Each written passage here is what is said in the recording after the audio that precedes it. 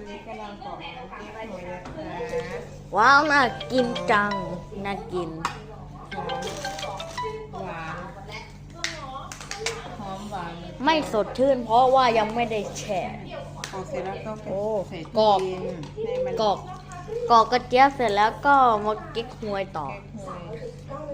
ว้าว เวลาเรากินมันก็จะได้สดชื่น สดชื่นแต่นี้ยังไม่แช่เย็น ต้องไปแช่ แช่เย็น จะได้สดชื่นสนใจไหมคะขวดละ10 บาทจ้า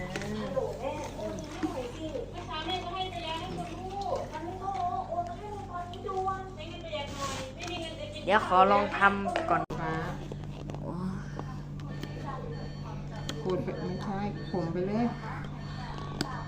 โอ้ได้แล้ว ขูดให้ละเอียดด้วย ได้แล้ว ไปหมุนหนียายจะบอกว่านี่ มา นี่ดี ยายทำ ดีนี่มันล็อก